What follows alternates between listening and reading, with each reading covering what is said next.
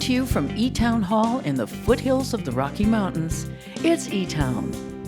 This week, we're featuring some of the very best in both bluegrass and acoustic music from the eTown archives.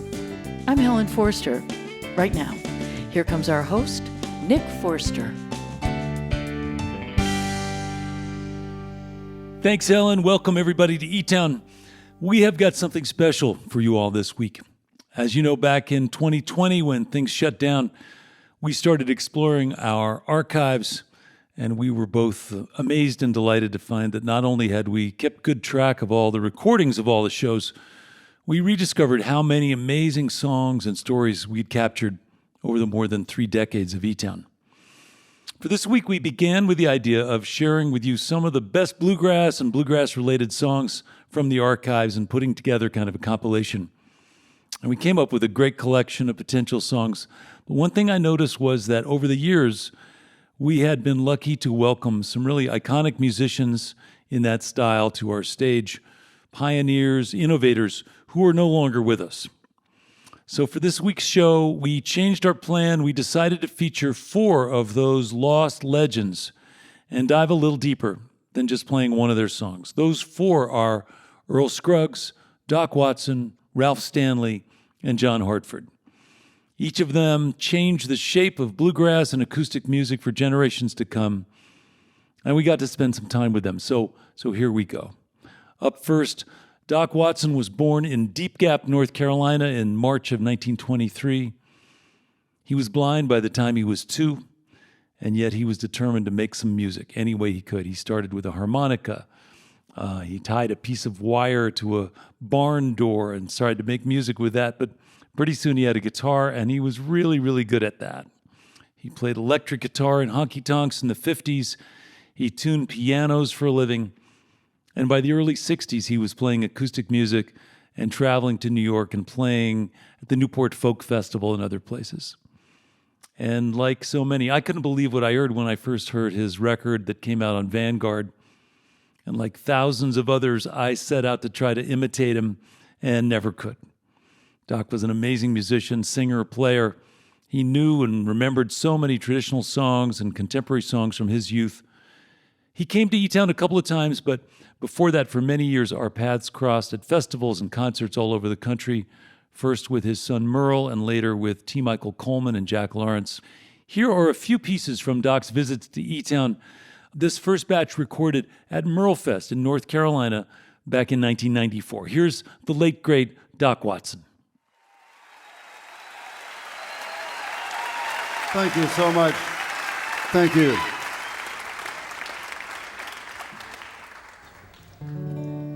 Boys, let's do a little dab of that there, Make Me Down a Pallet on the Floor, a song I learned from Brother John Hurt.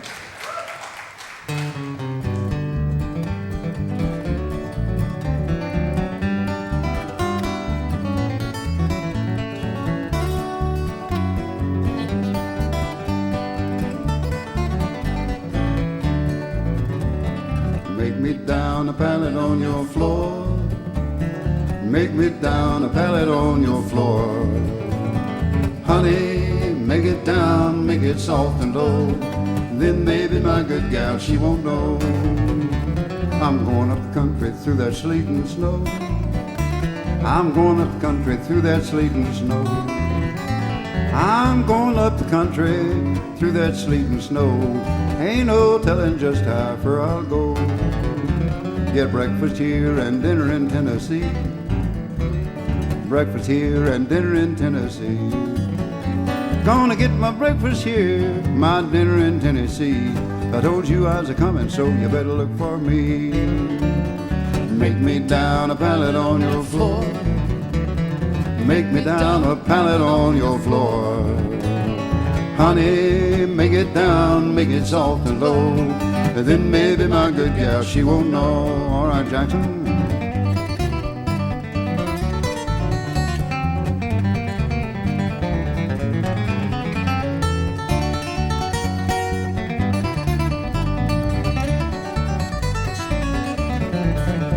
Now you know that I can't lay down on your bed. Hey woman, I can't lay down on that bed. No, sweet thing, I can't lay down across your pretty bed, 'cause my good woman, she might kill me dead. And don't you let my good gal catch you here. Hey, don't you let my good gal catch you here. If you do, she may shoot you, she may cut and stab you too. No telling what that woman might do. Make me down a pallet on your floor. Make me down a pallet on your floor.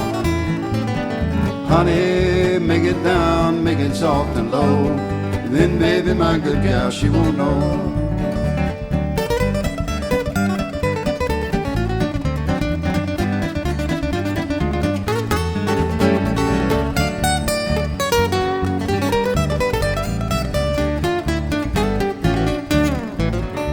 Well, the way I've been sleeping, my back and shoulders tired.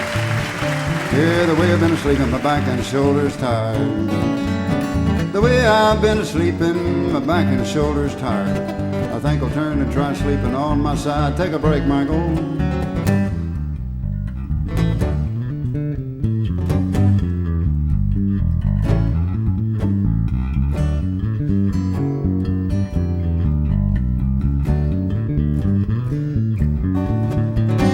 Make me down a pallet on your floor.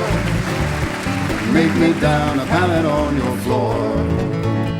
Honey, make it over, close behind that door. Make it where your good man will never go.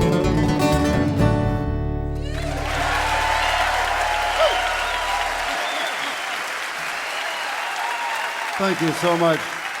Thank you. I'd like to do an old-time ballad here that I learned from my father-in-law, the late Gaither Carlton. It's called Georgie.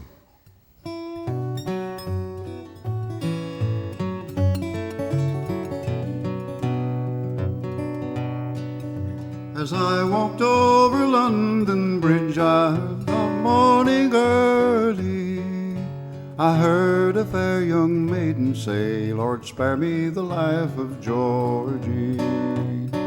Go saddle me up my milk-white steed and bridle him so gaily. Then I'll ride away to the King's High Court and plead for the life of Georgie. She rode all day and she rode all night till she was wet and weary. Then combing back her long yellow hair, she pled for the life of Georgie.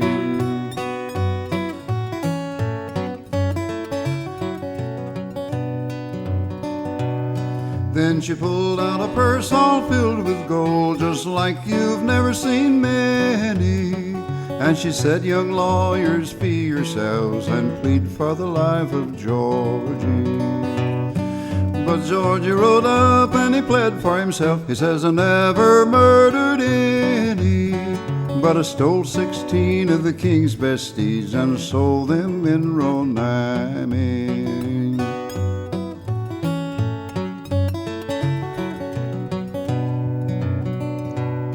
Then the oldest lawyer at the bar says, George, I'm sorry for you, but your own confession condemns you to die. May the Lord have mercy upon you. Then as George walked on through the streets, he bid farewell to many.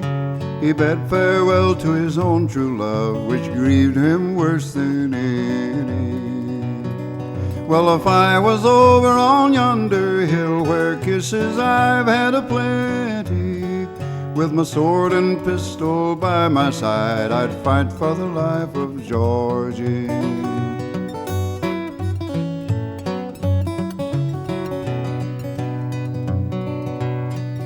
Georgia was hanged with a golden cord, just like you've never seen many, for he was a member of the royal race and loved by a virtuous lady.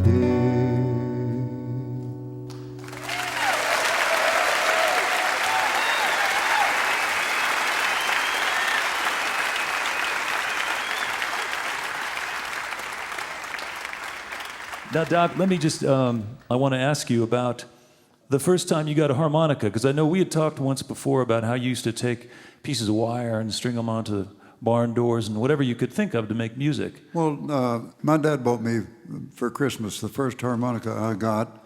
I was 6 years old, and I surely couldn't play the thing then, that's for sure. Dad was singing leader at the church, and he knew shape notes, and he got the thing and blew on it a little bit, and he said, "Now, son, there's notes on this thing, just like you hear me sing in the songbook, like do, re, mi, fa, sol, la, ti, do." And then he played them on the harmonica. He said, "Some of them you push and some of them you pull." The same year, he made me a little fretless banjo. Now, I'm not going into detail, but he saw an advertisement in Sears Roebuck catalog for a Joe Rogers catskin banjo head. Well, to make a long story short, my grandmother didn't have the money to have the vet to put the poor old thing to sleep, so she hired my brother to put it to sleep, and Dad fixed the skin into a fine banjo head. It was, you could read a newspaper through it. It was so beautiful. But I understand the cat had already lived a good long life at that time. The cat had lived 21 years. Yeah. Couldn't eat, couldn't walk, couldn't see. There you go.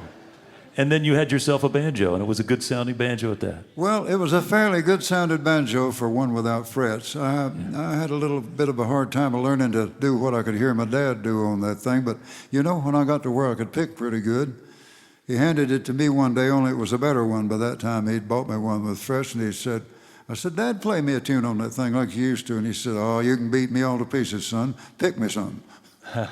Never played no more. He never picked it up again. Wow.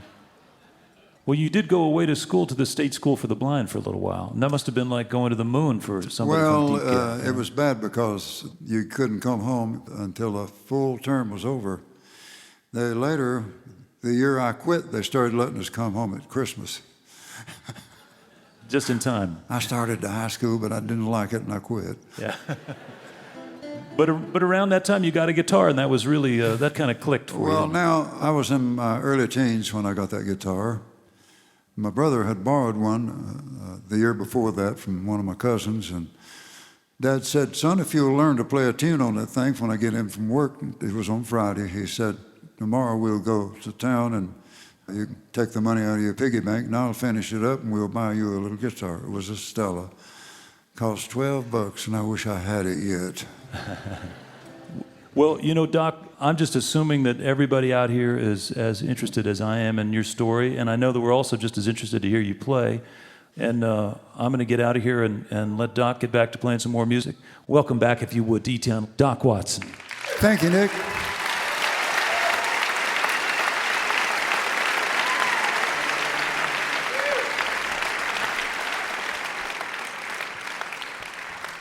Here's a song that was written about the way trains used to sound and the way they looked. It's called Greenville Trestle, and it was written by a fellow named Jimmy Jett, who lives over near Raleigh, North Carolina, or he did.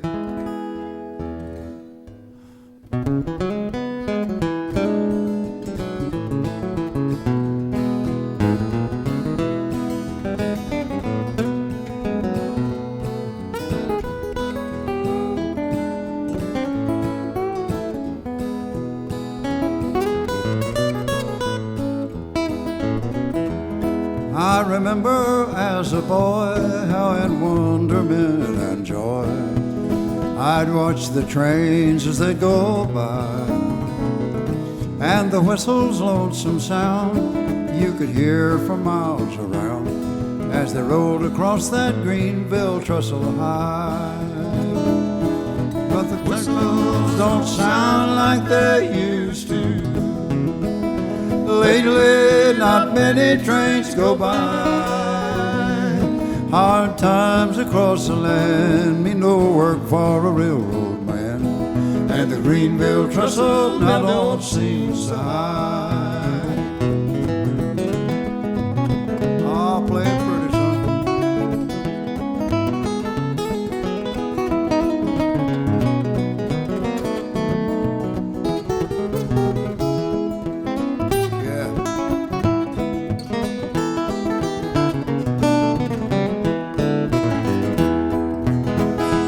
On the riverbank I'd stand with my cane pole in my hand, and I'd watch the freight trains up against the sky. That old black smoke trailing back as they moved along the track that runs across that Greenville trestle high. But the whistles don't sound like they used to. Lately, not many trains go by. Hard times across the land mean no work for a railroad man, and the Greenville trestle don't mean so high.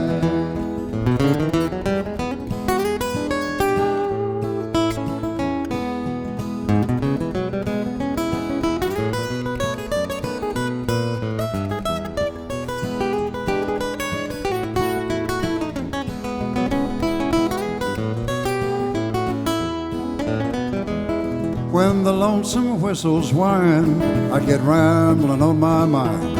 Oh, I wish they still sounded that way. As I turned to head for home, oh, she'd rumble low and long toward the sunset at the close of day. But the whistles don't sound like they used to. Lately, not many trains go by. Hard times across the land mean no work for a railroad man, and the Greenville trestle now don't seem so high. No, the Greenville trestle now don't seem so high.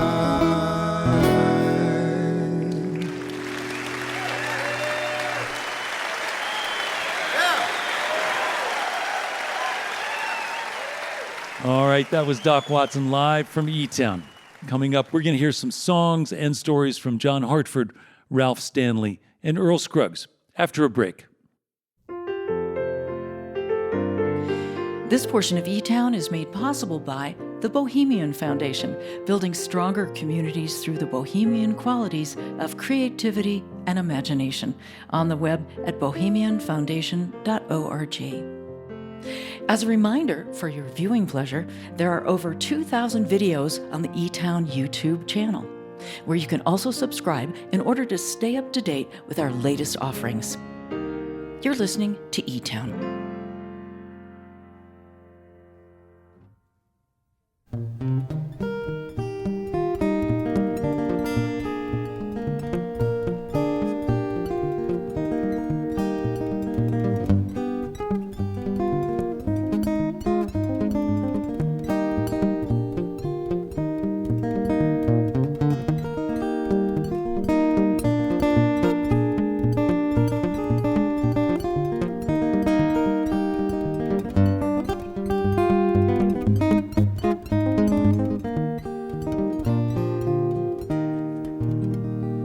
Welcome back. I'm Nick Forster. You are listening to eTown as we hear from some of the lost legends of bluegrass and acoustic music from deep in the eTown archives.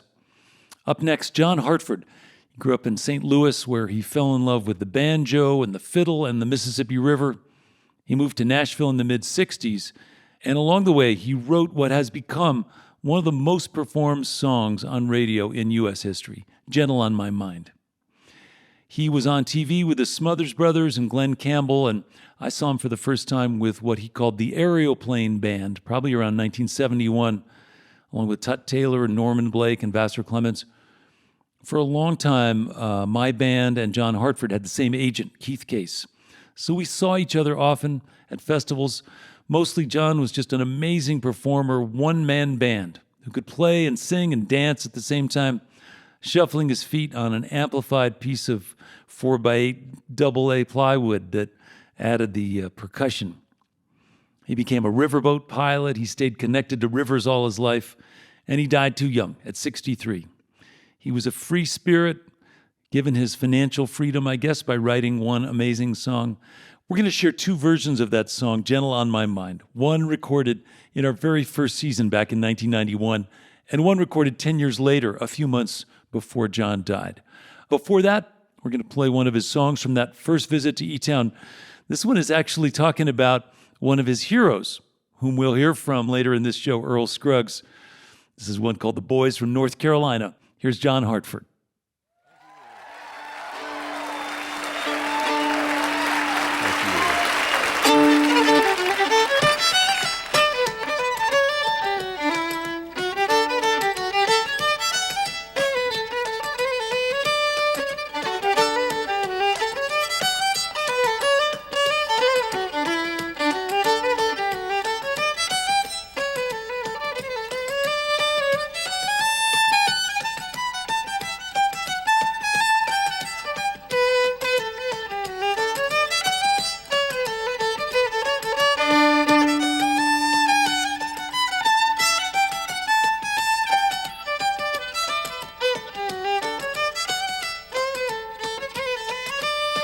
Some say it comes a-rollin' down the hollers of old Ireland and up the mountains of East Tennessee from back in North Carolina, with Scottish tones and Indian moans and wails of railroad liners.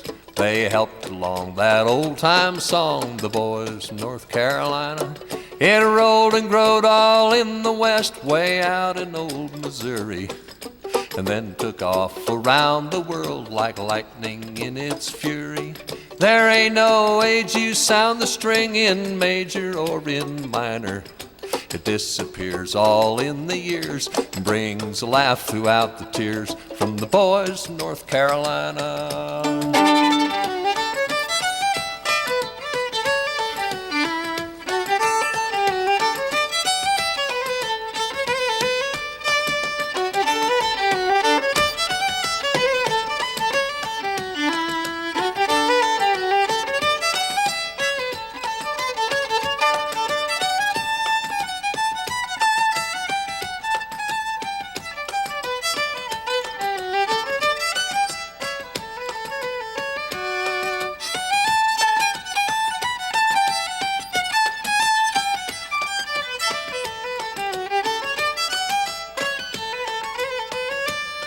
Kentucky is the bluegrass state, her sunny skies define her. The western slope of East Tennessee, there nothing could be finer. The northern boys, to make more noise, to pick could not be finer.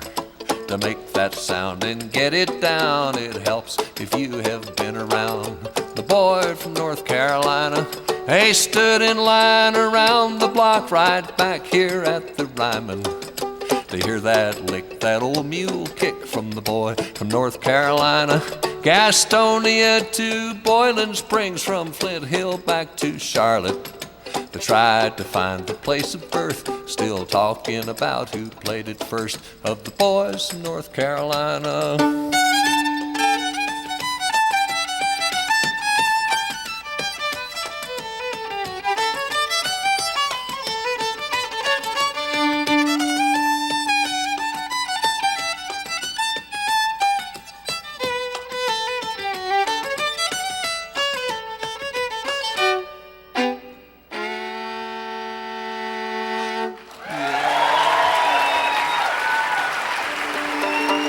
Thank you very much.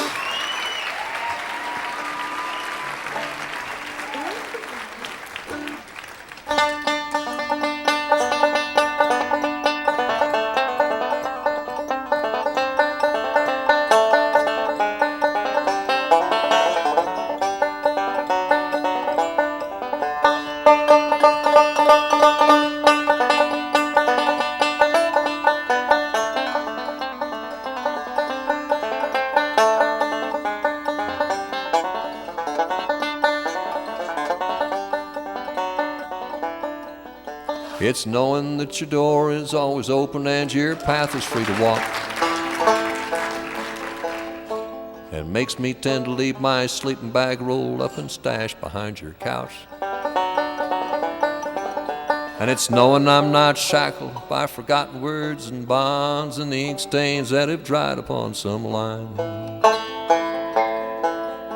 It keeps you in the back roads by the rivers of my memory, keeps you ever gentle on my mind. It's not clinging to the rocks and ivy planted on their columns now that binds me, or or something that somebody said because they thought we'd fit together walking. It's just knowing that the world will not be cursing or forgiving when I walk along some railroad track and find that you're waving from the back roads by the rivers of my memory. For hours you're just gentle on my mind. All the wheat fields and the clotheslines and the junkyards and the highways come between us. And some other woman crying to her mother 'cause she turned and I was gone. I still might run in silence, tears of joy might stain my face, and the summer sun might burn me till I'm blind. But not to where I cannot see you walking on the back roads by the rivers flowing gentle on my mind.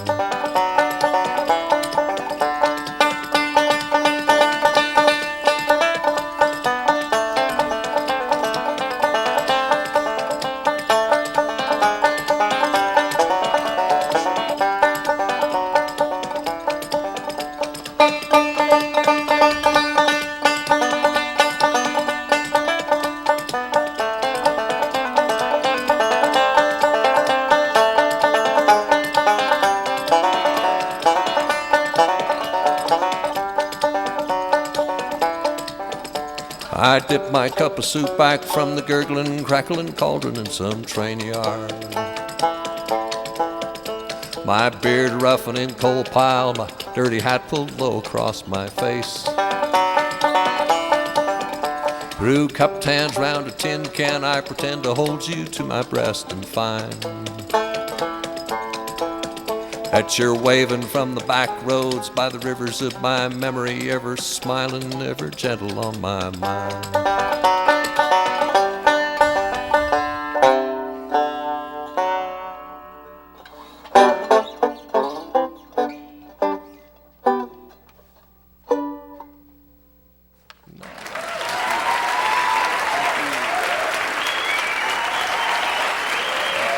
John Hartford. We're going to go to my conversation now with John Hartford that was recorded in Boulder a few months before John died. He was with us along with David Grisman and Mike Seeger. Their band was called Retrograss. We got to spend the day together, and at our house that day, John put both his hands on our kitchen table and recognized that his left hand wasn't working anymore. His right hand was, but the cancer that he was dealing with was taking its toll.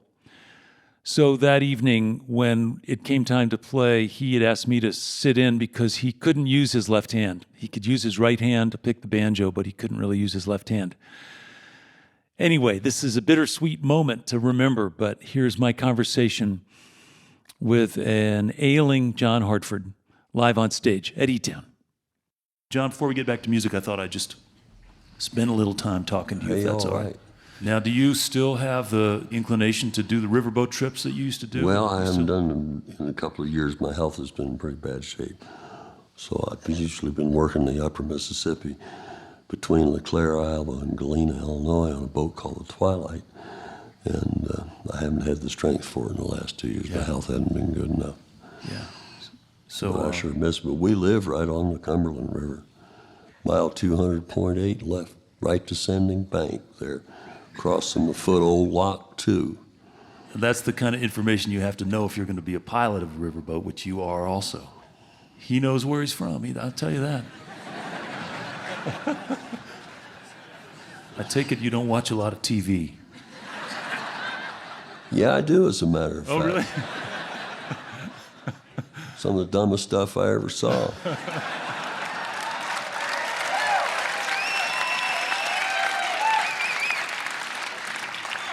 I'm an old codger, so I get up early in the morning, and sometimes I watch Imus in the morning. He's pretty funny. He hates everybody. It's radio on television. Should we be a little bit more grumpy around here, do you think, for the radio show? Oh, no. We could hate some more stuff. I think you're doing probably. just fine. I think this is a fine radio show. Oh, good. This is a good radio show as a feller would want to listen to. All right. Yeah, good on that. Thank you, John. Now, one of the One of the quotes that I always attributed to you, and I'm pretty sure it came from you years and years ago, was, don't get famous doing something you don't like to do. Oh, yeah. Is that one of yours? Here's the way it goes. And I'll say it in the first person. I do what's in my heart, and if it works, that's great. And if it doesn't work, at least I haven't wasted my time. The converse of that, which proves the thing, is that if you do something you don't like, the worst thing that could happen to you would be that you'd be successful at it.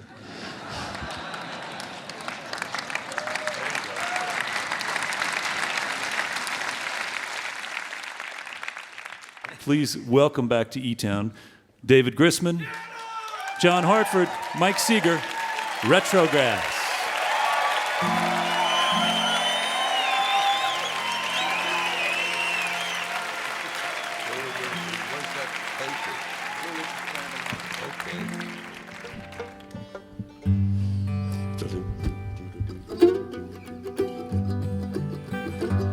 It's knowing that your door is always open and your path is free to walk. That makes me tend to leave my sleeping bag rolled up and stashed behind your couch. It's knowing I'm not shackled by forgotten words and bonds, any exchange that are tried upon some. That keeps you in the back roads by the rivers of my memory. It keeps you ever gentle on my mind. It's not clinging to the rocks and ivy planted on their columns now that binds me, or something that somebody said because they thought we fit together walking. Just knowing that the world will not be cursing or forgiving when I walk along some railroad track and find that you're waving from the back roads by the rivers of my memory. For hours you're just gentle on my mind.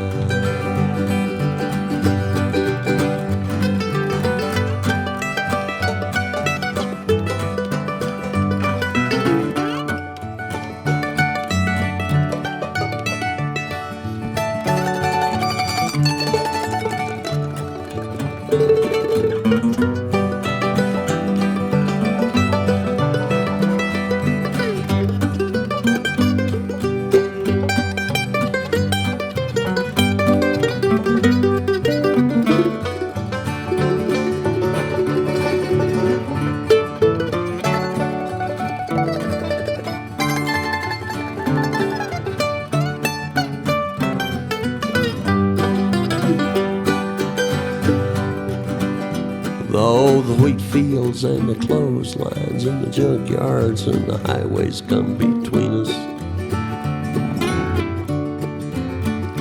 and some other woman crying to her mother 'cause she turned and I was gone, I still might run in silence, tears of joy might stain my face, and a summer sun might burn me till I'm blind. But not to where I cannot see you walking on the back roads by the rivers flowing gentle on my mind. Nick, play. Yeah, Nick Forster right here.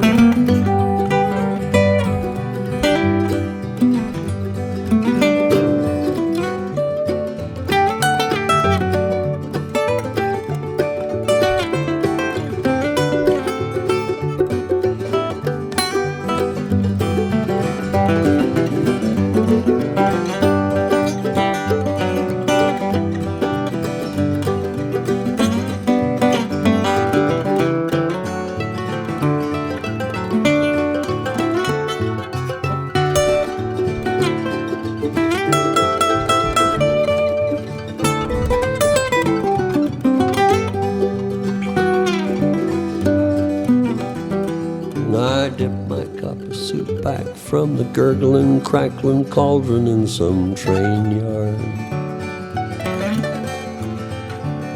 My beard a roughening coal pile and a dirty hat pulled low across my face.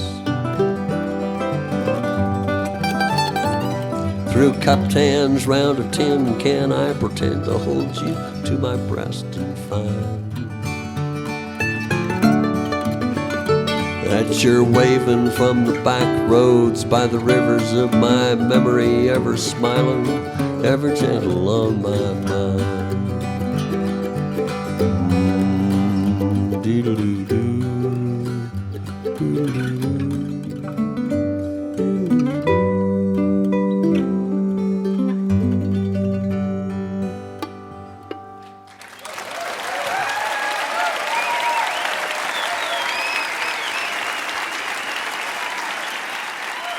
John Hartford, riverboat pilot, songwriter, musical pioneer, father of newgrass music, live on stage at eTown. Up next, one of the most distinctive voices in bluegrass music, Ralph Stanley. Ralph was born in 1927 in McClure, Virginia.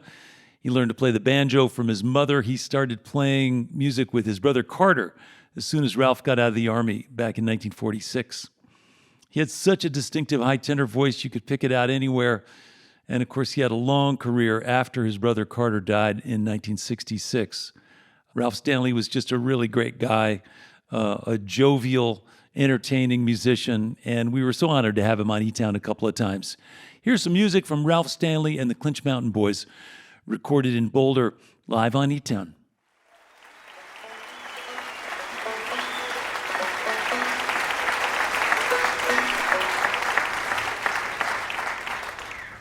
And now I'm going to try to do a solo for you. We get a lot of requests for this one, and I may put a little tag on the end of this. What is the name of that, Ralph? Yeah, the room at the top of the stairs. You know, I'm getting so forgetful here lately. I don't know where I'm at. And I got worried about it, folks. I went to the doctor. The doctor said, "What's wrong with you?" I said, "I can't remember anything anymore." He said, "How long have you been that way?" I said, "What way?" The room at the top of the stairs and a little touch of little Maggie.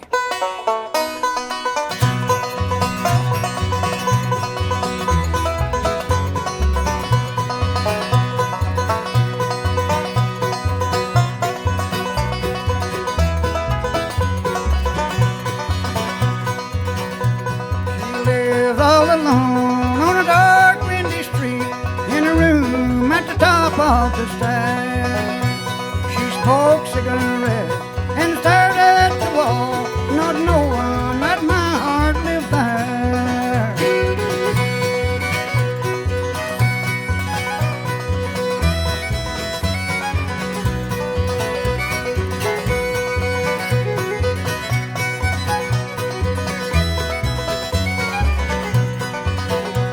In the cool of the night, she takes me inside and helps soothe my troubles and pain.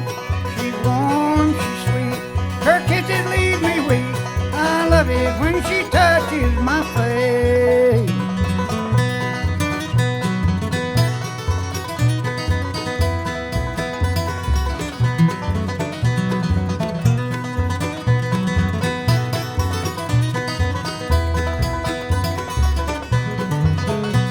She talks about the past, the sorrow and regret. She cries about the gray in her hair. Well, I love her so much, but she just won't believe that any man alive could ever care.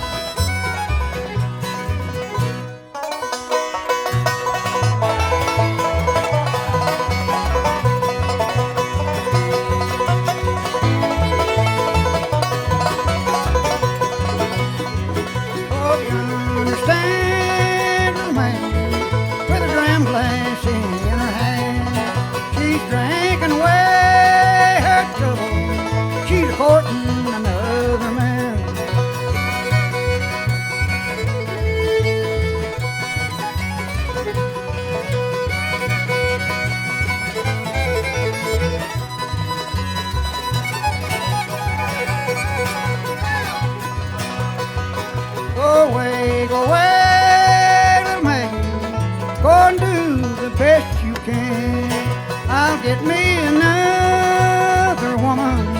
You can get you another man. Thank you.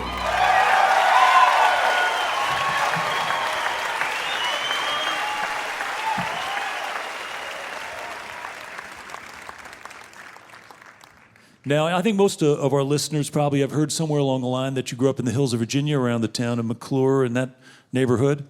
What's that part of Virginia like? Maybe just give them a picture of what that landscape is like where you grew up. Well, it's sort of in the hills, you know. There are a lot of hills and mountains, and see a lot of pretty trees and woods and so forth. It's just sort of way back in the sticks, you know, but I like it there. Yeah. And is the nearest town to where you live, how many people are in that town? I live out in the country, you know, but I guess the county seat probably got maybe 2,000 or 3,000 people. Yeah. Big place. Yeah, it's pretty big. Now, let me ask you about when you got back from the service in 1946, I guess it was. Yeah, I got back in 1946, yeah. Did World you War know? II. Huh? Did you know that you and Carter were going to have a career in music right as soon as you got home? Well, I was in hopes, and we wanted to. Yeah. Looks like it's turned out good for us. Now, you know, you once ran for a political office, I understand, and I heard that there was some dirty dealings and they took advantage of you, didn't treat you right. Well, I think there's a little bit of dirty politics, you know. Republicans and Democrats, you know, they get together and trade people off. One side wants to elect somebody, and they'll get the other side to help them elect him to beat the rest of the ticket. Right. But I think we're lucky that you didn't win because... Lord have mercy. Now, Ralph, it's an honor to have you back on the show and spend time with you. I felt lucky always in the 70s and 80s. We got to work a lot of festivals together. And, we did. It's been a pleasure to keep in touch and have you back on eTown. Well, I'm certainly glad to be back out here. I believe this makes her second time here, does it? That's right. Yeah. And I want to thank you, and I'm really proud to get to come out this way. All right. Thank you, Ralph.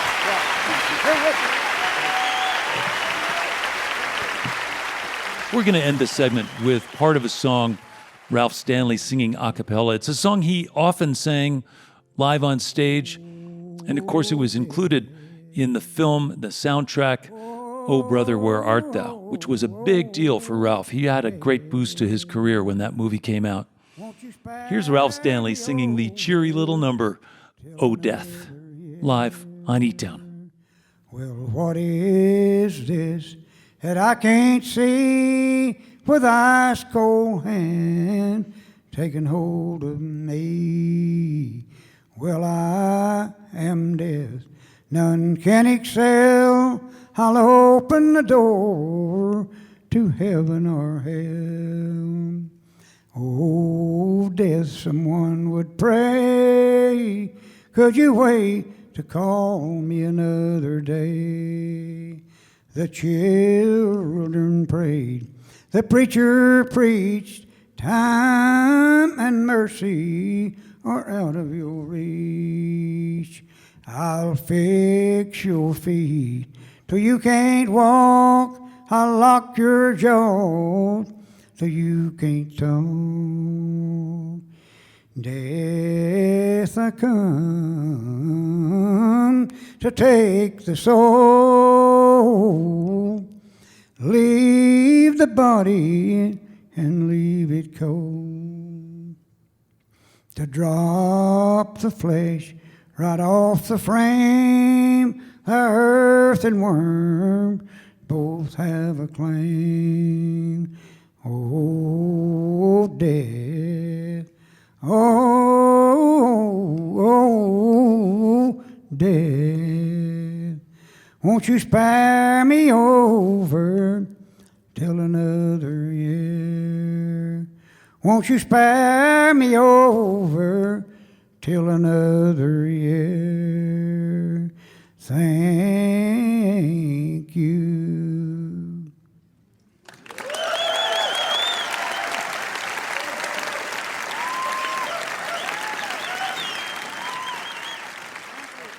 We'll be back after a break with some music and conversation from the legendary Earl Scruggs. Your visit to eTown is made possible in part by the Scientific and Cultural Facilities District, or SCFD, one of the largest cultural funding mechanisms in the United States, supporting nearly 300 organizations in the greater Denver area.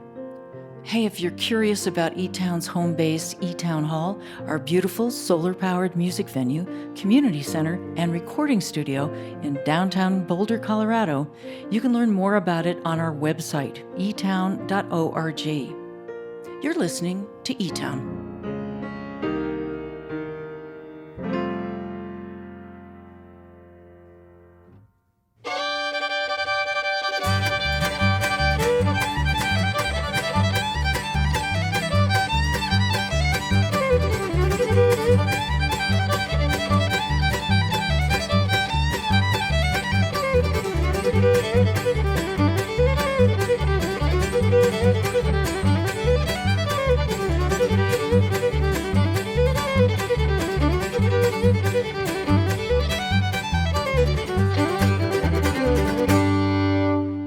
I'm Nick Forster. I'd like to say hello to our listeners who are hearing eTown right now on stations like KDLG in Dillingham, Alaska, on KRML in Carmel, California, and on KDNK in Carbondale, Colorado, the first station to commit to carrying eTown back in 1991.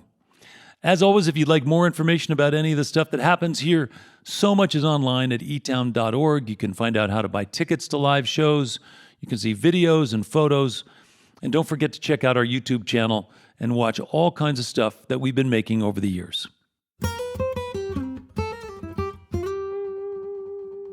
Welcome back as we continue to explore some lost legends of bluegrass and acoustic music. Some of you may be wondering why we're focusing on these four legendary musicians. And I guess the reason is that if you're a fan of Billy Strings or the Grateful Dead or the Nitty Gritty Dirt Band or country music or all kinds of different stuff, these artists influence the music you love and listen to today. I'm sure of it. Up next, we're going to feature a legend in the five-string banjo, Mr. Earl Scruggs. Earl was born in North Carolina in 1924. When he was still a teenager, he developed a pretty distinctive and unique way of playing the banjo. People call it three-finger style or Scruggs style. It really only involves two fingers and the thumb. But he did it like nobody else, and he joined Bill Monroe's band, the Bluegrass Boys, and in the late 40s had his debut on the Grand Ole Opry at the Ryman Auditorium in Nashville. Just walking out on stage and playing with Bill Monroe for the first time, they got encore after encore. People had not heard anything like it, and it changed the shape of bluegrass music from that moment forward. Earl was a prolific musician who loved all kinds of styles. He loved all kinds of contemporary music as well as bluegrass. And of course, once he split off from Bill Monroe's band and he formed his own with Lester Flatt, Earl Scruggs, and the Foggy Mountain Boys, they really took off. They, of course, were famous for the theme song for the Beverly Hillbillies television show, the theme song to the film Bonnie and Clyde. He formed his own band with his sons later in the early 70s called the Earl Scruggs Review.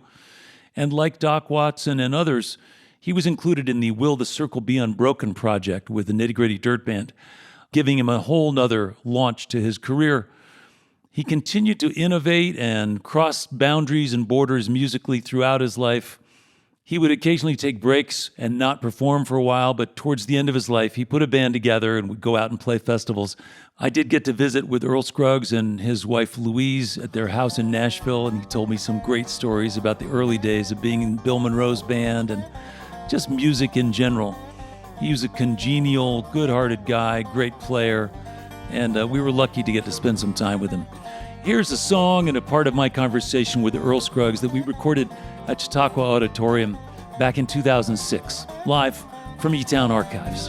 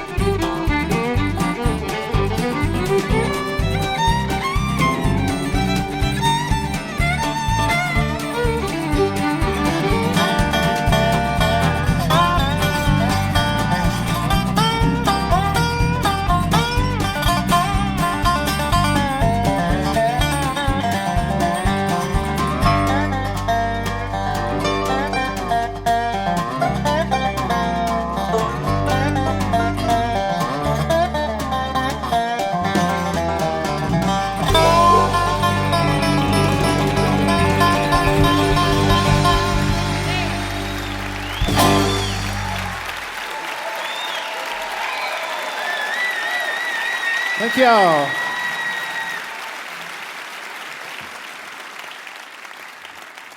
Being with Bill Monroe's Bluegrass Boys must have been a big responsibility and a big opportunity, too, when that chance finally came. Yeah. And I know the first time you played the Opry, as I understand it, they ate it up. Yeah, there used to be a great announcer there that really started the Grand Ole Opry. His name was George D. Hay, and he liked my picking too, and that was unusual because he was so authentic and liked old-time music. But he'd always put me on, here's Earl Scruggs with his fancy 5-string banjo. And then once you left Bill's band and you founded the Foggy Mountain Boys with Lester Flatt, you guys had to do some moving around. Curly Seckler said that you drive 2,500 miles a week. Well, I'll tell you what it was. Yeah, we had a live radio show at 5:45, 5 days a week. You have to get up about 2 o'clock and try to get awake enough to try to get a 5:45 radio program on, do 15 minutes, and by that time you'd be awake by the time it's over. Go back to the house and try to go to sleep. Couldn't go to sleep and have to leave at 11 or 12 o'clock, go back out on the road and play another show date. And our sponsor was Martha White, who was selling cornmeal and flour and table products. Of course, they put us on television as well as radio. Monday was Augusta, Georgia. Tuesday, Atlanta. Wednesday was Florence, South Carolina. Thursday was Huntington, West Virginia. And Friday was Jackson, Tennessee. Saturday was WSM television and the Grand Ole Opry. And those are all TV shows. Live television. Live television. Yeah. So that's a lot of travel. Trouble was with a car, 5 or 6 people in a car and a bass fiddle tied on the top. And hats laying back there where somebody lay their arm up there and mash it flat as a flitter. But it was fun after we all made up after the fact. Right.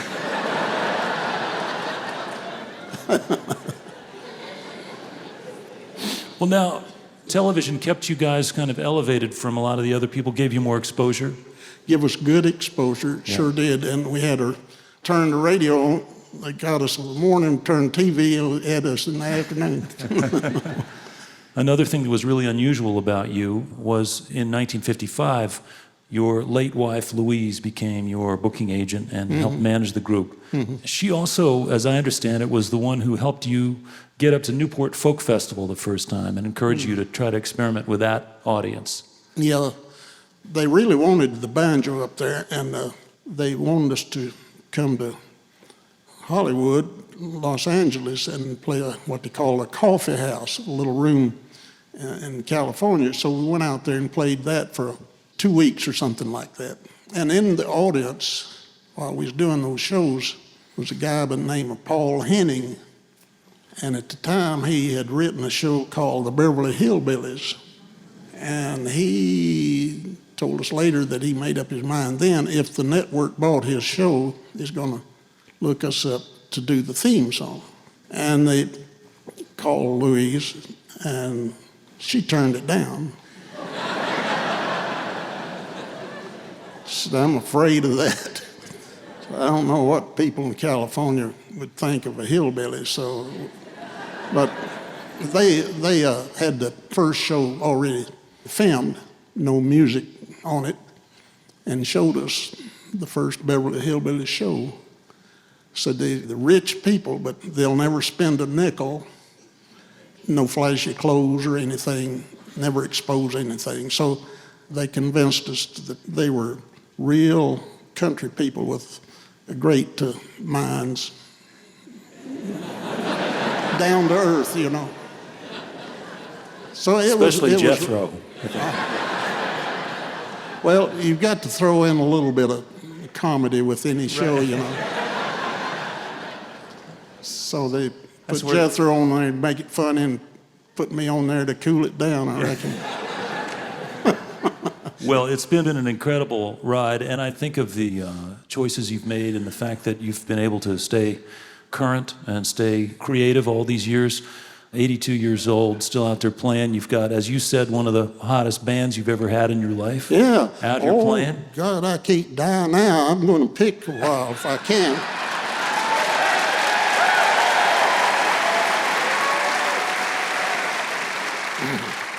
Well, with that, we should probably get back to music. Welcome back, if you would, along with this really great band from Nashville, one and only Mr. Earl Scruggs. Thank you. Thank you very much.